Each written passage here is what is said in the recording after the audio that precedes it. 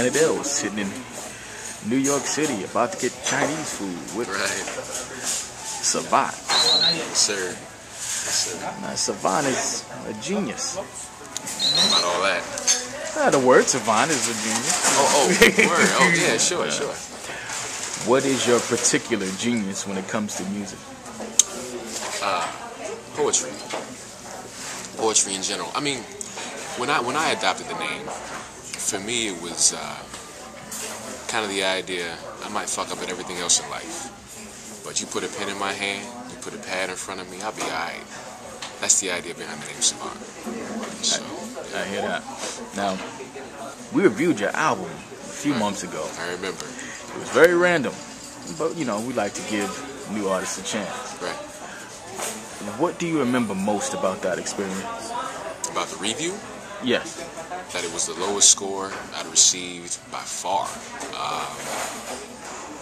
I think the lowest score I'd received prior to that was about a 3.5. So that's what stung me the most. Now, stung is the wrong word. That's what stood out to me the most. Also, how detailed it was. How you didn't just point out the flaws. You explained the depth of each flaw and how it can be corrected. I think that's actually what stood out to me the most about it, is that it wasn't just, you weren't just panning the album, you were presenting potential solutions as well. A lot of reviews will pan certain aspects of albums for whatever reason, but they don't generally offer solutions, and maybe that's because most album reviews are reviewing artists that are established. Because I'm not, I guess it made more sense to provide solutions or potential solutions, but that's what stood out to me the most. We tell people who've been having albums what's wrong with it, but I hear you. Right. Now, you dropped a single recently. I did. And we bumped into it randomly, and there was a startling change to your approach to music. Mm-hmm. How have you evolved since then? I think the biggest difference is that I realized that I don't have to say everything in 3.5 minutes. A lot of times, the Delayed Entry EP was a collection of songs. It really wasn't an album. It became that over time because I was ready to put something out there for the people. But over the years, I've actually begun writing songs for projects. And when you do that, you realize that you don't have to cram everything in 3.5 minutes. It's okay to leave something for the next track. It's okay to leave something for the track after that. So yeah. On your next project, how does that continuity flow into how you create the next one? Well, the next project is a concept EP. It's a narrative. It's one long narrative broken down into 8 smaller short stories. So I gotta save something for the next track. I can't put it all in 3.5 minutes because I'm supposed to have 8 songs. So yeah, it was the Crash Course series, which is where that single is from, has been great practice because it's forced me to spread it out over the course of 9, 10, 11, 12 tracks. And it's going well. It's going well. You rapped about fatherhood. Now, you don't normally hear that kind of topic on a track. You got Ed.O.G., be a father to your child. And, it does happen, but, the kind of intimacy with which you broached it was refreshing. How did you make the decision to bring your children, to bring your seeds into, what you do for a living, your way of life? It was actually, it's not really fatherhood as much as it's just being there for anyone in particular that leans on you. The first verse is a mother, the second verse is a father. I'm actually spitting as an uncle. Yeah, I'm talking about my nephew, but he spends so much time over at my crib that he feels like my son. You know what I mean? Takes a village, as they say. It does. And, like my brother has his issues with the child's mother, and I know that a lot of times, especially in the future, that boy's going to need to lean on me for some things because his father's not always been able to have something. Right, so that was kind of, he came over one day, my brother came over one day and dropped his son off at like 2 in the morning, and that's when the bars hit me. That, this might become a regular occurrence, and if it is, I'm A-okay with that because I love the boy to death, so yeah. Now, hip-hop has always possessed of what's real and, what's quote-unquote real, Right. What is your reality? As an artist, as a human being, what is your reality, and how does that pertain to your music? My 24 hours. I wake up, I go to work, I go to class, I spend time with JR, I hoop, I write, I talk shit. That's my reality, everyday life. I mean, I got a decent little imagination, so there are times where I stretch my reality and put it in the bars and make it interesting for the listener. But for the most part, it's pretty simple. I like reaching back into life experiences and talking about how they've shaped who I've become. But yeah, that's my reality for me, the 24 hours that I deal with day in and day out.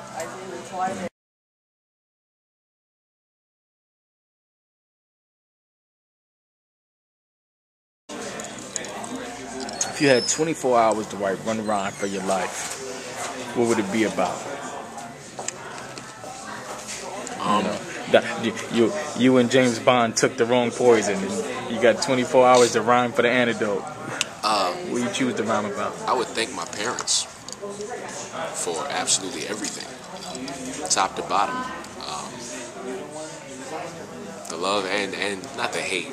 They're not a fan of the hip hop, but their apprehension about lending their support to what it is that I do musically has been probably the largest catalyst in me becoming good at what it is that I do, or trying to become good at what it is that I do. Because at some point or another, I want my father to be able to open up one of my CD inserts, read the lyrics, and say, "You know what, Greg, you all right, you okay." So one rhyme, 24 hours to write it. A thank you letter to my parents and an explanation of why it is that it shows hip-hop and why they should listen. If I remember your album correctly, you had something like Perfect that Profession. on it. Okay. Yeah. All right, so I'm not crazy. I do remember. Yeah. That was more of an explanation of, I don't know, maybe explanation is the wrong word, but Perfect Profession was my way of explaining to them, hey, look, this is why I picked up the pen in the first place.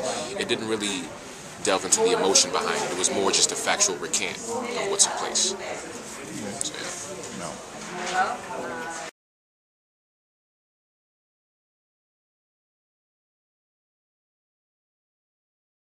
What is the funniest moment you've ever experienced in music? The funniest moment I've ever experienced in music? That's tough. It might have been last night in Newark. I told you, the guy that's been hosting all of our shows, has this thing where wherever city we're in, he'll ask who's the best rapper to come out of the particular city. We've done Philly, we did New York, did Newark last night. New York is obviously a tough question to answer. Newark's not. Okay? The answer is Redman. But I think there were about 6 other rappers in the crowd. Everybody either said themselves or said they man. Yeah. And we had 2 cats who actually had a chance to get on stage and prove it. Lord Almighty. And things like that. I mean, I've seen variations of that take place. Where a rapper claims to be the nicest. You give him a mic and it's like, word? So. Now, what is the problem with so many people aspiring and not enough people enjoying? Because the people that are aspiring don't study. This isn't, you don't just wake up and decide to be a rapper one day. You don't take the headphones off of listening to Rick Ross and decide you want to rap too. You got to study. The fact of the matter is that this is an art form, which means you got to put in work. You got to practice it. I think that's the biggest issue. Cats don't want to practice. They don't want to study. They just want to do it. And in no other genre can you get away with that garbage. So, yeah. Now, what kind of damage does it do when a practitioner does away with how important that aspect of it is? I'm not a rapper, I'm this, I'm that. How much damage do you do to your art form if you disavow that part of it? The genre is already not taken seriously. Right. Just because it's not musical in nature. You turn around and you take cats who are clearly just making a mockery of it, because they'll tell you I'm not a rapper, which is essentially saying I'm making a mockery of this. It takes what little seriousness there is, what little esteem there is held for the art form outside of the genre, and completely eliminates it whatsoever. I mean, it's like I said, it's you got to study it. What's the most insulted you've ever been as a practitioner? Every time I hear somebody say, "Oh, I could do that," it's like, word? Okay. Watch me. Now do it. Your turn. But I mean, it takes a lot. You hear it so often, and then I'll spit the first verse of the lyricist, and then folks don't want none anymore. So, I guess at this point, it's no longer offensive. It's just funny. So, yeah. If your mom and your dad were watching this, what would you say to them that you haven't already said in terms of why this is the path you've chosen? There really isn't much that I haven't said. We've had a gazillion and one awkward conversations. They're not even awkward anymore at this point. They're not even awkward. So honestly, I don't know that there's anything I would say to them that hasn't been said already. I would tell them to listen to my music, because I don't think they've heard Rely on Me. I don't think they've heard The Truth. I think they've heard joints like The Lyricist. Like, actually, it's funny. My mother is a fan of the lyrics of Perfect Profession.